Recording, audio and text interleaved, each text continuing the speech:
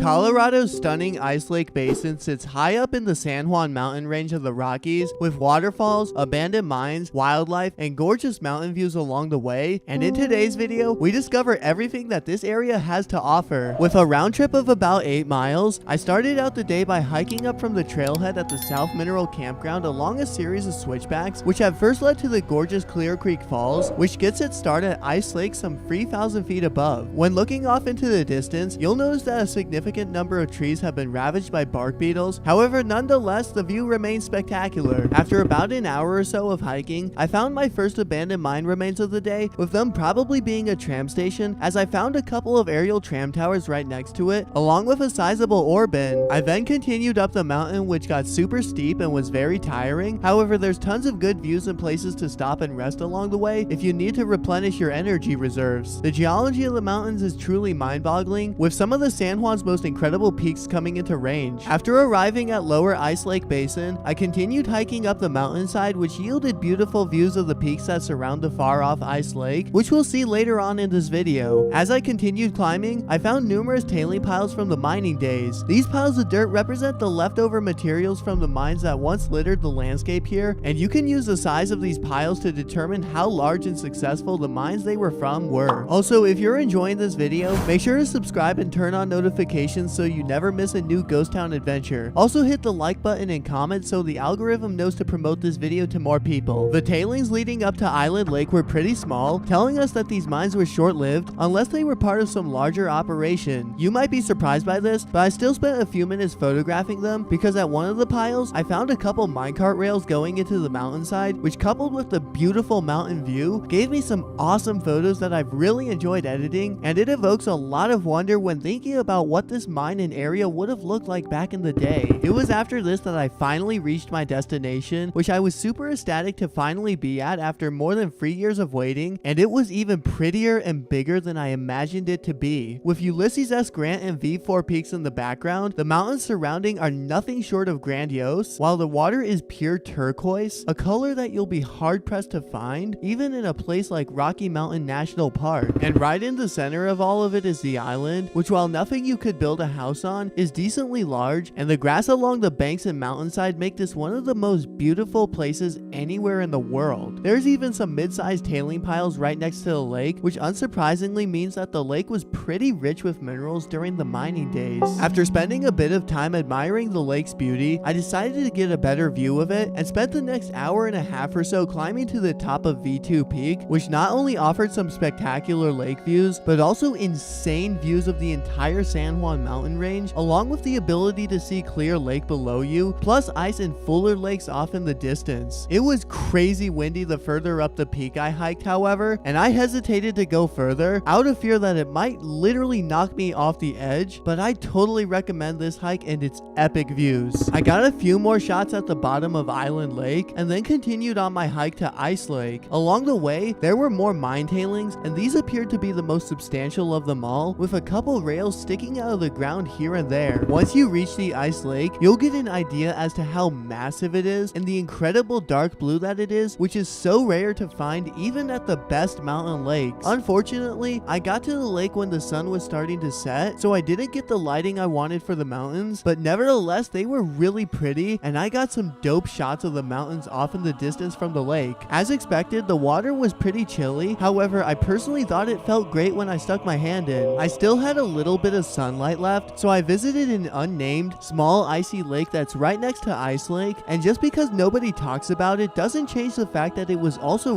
really pretty and had a killer mountain background. I had originally wanted to see Fuller Lake, however the diminishing sunlight put a stop to that, so I started the long hike back down. Along the way, I snapped a few photos of the mountains and waterfalls on the side of the path, and then went back to my spot in Silverton where I had been sleeping in my car for the whole 2-week trip that I had been there. More on that in the video in the top right hand corner. The Icy Lakes area is the most beautiful place I've ever visited in my entire life, and it was worth every step on the hike. I'll definitely be returning in the future to see Fuller and Clear Lakes, along with shooting Ice Lake in better lighting conditions. My name is Zane, and if you enjoyed this adventure, then please make sure to subscribe and turn on notifications to help me hit 100 subscribers, and for more off-roading explorations of mines and ghost towns all across the American West. I can't wait to see you there.